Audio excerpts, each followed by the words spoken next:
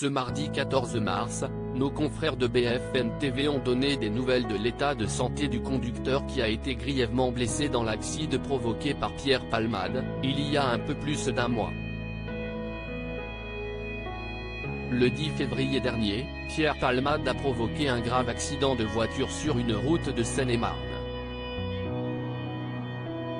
Alors qu'il conduisait sous l'emprise de la cocaïne et de médicaments, l'humoriste a percuté un véhicule arrivant en sens inverse et dans lequel se trouvait un homme de 38 ans, son fils de 6 ans et sa belle-sœur de 27 ans, qui attendaient un enfant.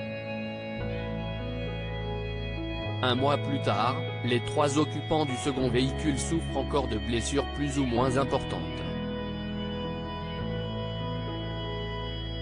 Si la jeune femme, qui était enceinte au moment de la collision, a perdu son bébé après avoir subi une césarienne d'urgence, le petit garçon, qui était installé à l'arrière de la voiture, souffre de nombreuses fractures, notamment à la mâchoire, et doit se nourrir avec une sonde. Mais tous les deux ont été autorisés à quitter l'hôpital. Le conducteur du second véhicule toujours dans un état inquiétant grièvement blessé, le conducteur du second véhicule n'a quant à lui toujours pas quitté l'hôpital Beaujon de Clichy, où il a subi cette intervention chirurgicale. Si les médecins ont pris la décision de le sortir du coma artificiel dans lequel il avait été plongé, ils jugent en revanche son état de santé toujours inquiétant. Comme le révèle BFM TV ce mardi 14 mars, le père de famille de 38 ans a toujours de nombreuses difficultés à s'exprimer, ne parvient à dire que quelques mots et souffre également de problèmes de mémoire.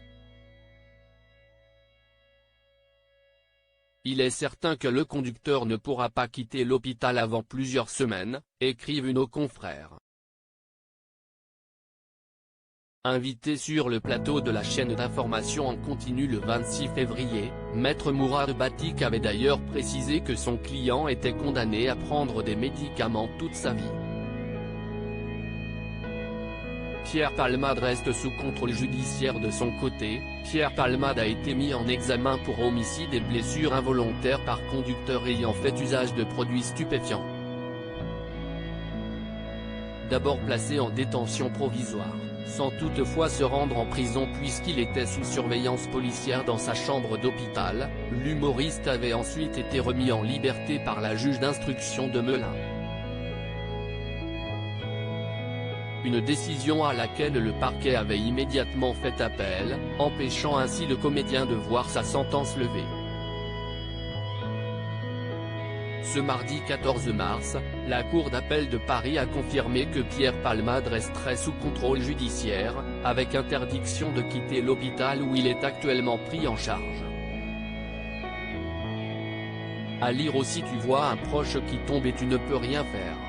Jean-Marie Bigard, ami de Pierre Palmade, se confie avec franchise sur l'affaire qui implique l'humoriste.